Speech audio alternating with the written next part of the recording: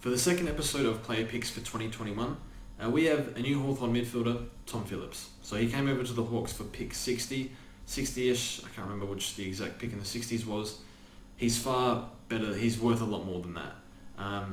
Been a pretty good player for a while now, available as a forward this year for 402,000. So some people might be thinking, well, he's playing midfield this year, we'll play midfield for the Hawks, I'll be on a wing. And available as a forward, average 90 before. Maybe this is a sneaky option for an F6.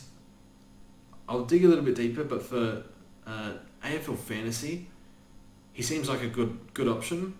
For Supercoach, I'm not sure, so I want to look a bit closer at him. And Tom Phillips in 2018, he averaged 25 touches a game and averaged 90, so that's barely passable for an F6. You take that. Can he get to it again? I'm not sure. In 2019, his average went from 90 to 83.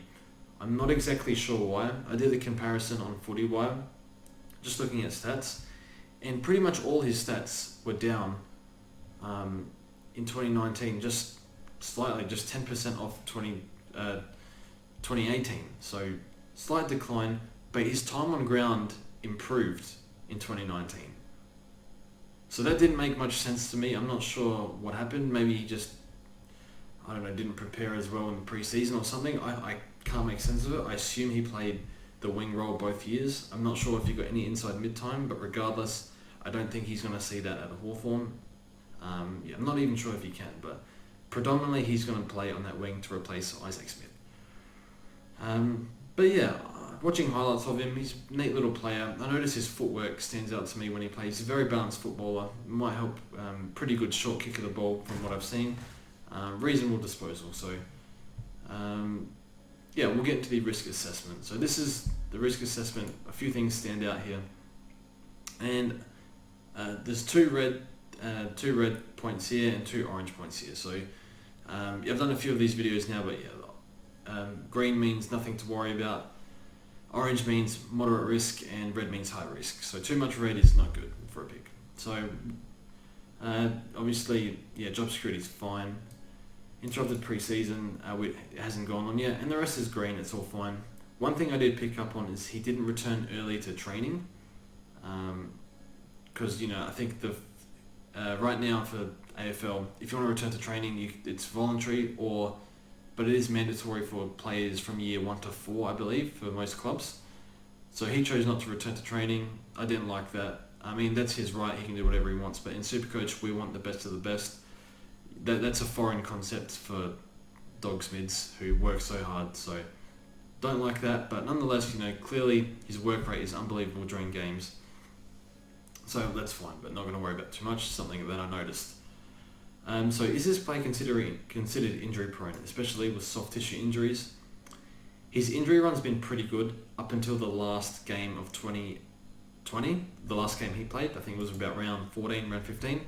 Did a hamstring. We saw a lot of hamstring, so you can probably put that down to preparation for a lot of players was cut back. So more soft tissue, more hamstring issues specifically in 2020. But nonetheless, we don't like that. The fact that he did a hamstring, that's not good. We want no soft tissue injuries for our players in Supercoach. Not great, but slightly injury prone. Not a Dane Beams or anything.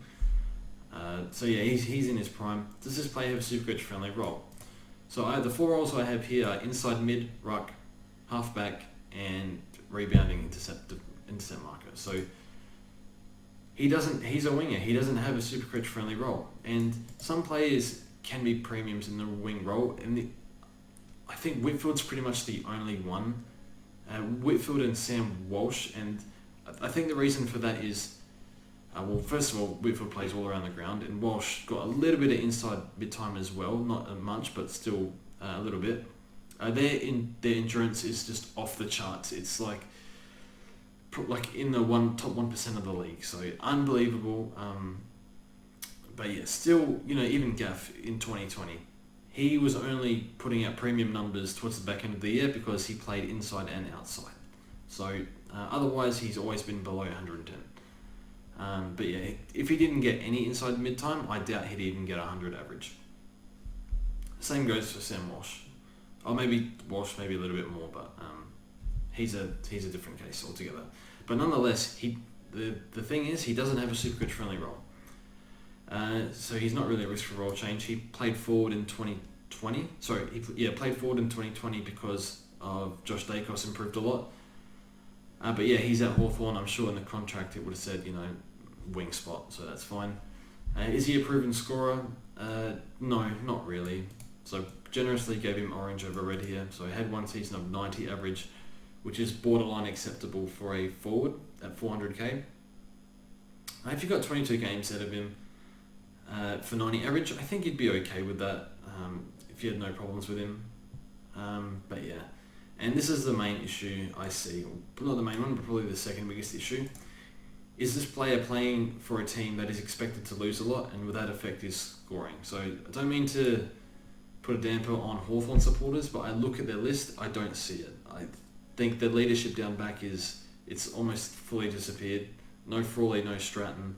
Sicily's out for the year. That's a disaster. Midfield's probably one-dimensional, and forwards, Gunston's injured right now. The midfield's not too bad. But yeah, the forwards and the rucks as well. Rucks are aging. Forwards, I'm not too sure. Just the young forwards are underdeveloped or injury prone in terms of the key positions. So from a list point of view, I'm worried about Hawthorn this year. I think they finish bottom 4, to be honest. But that's just my opinion, just looking at the list. But yeah, so that's on Tom Phillips. So the conclusion on Tom Phillips, this is a no-go for me. I don't see it. Hawthorn are going to get flogged, I believe, a fair bit, and he doesn't have a Supercoach friendly role. 90 would be absolute best case, and remember when he did average 90, Collingwood were winning a lot. They made the grand final, made top 4.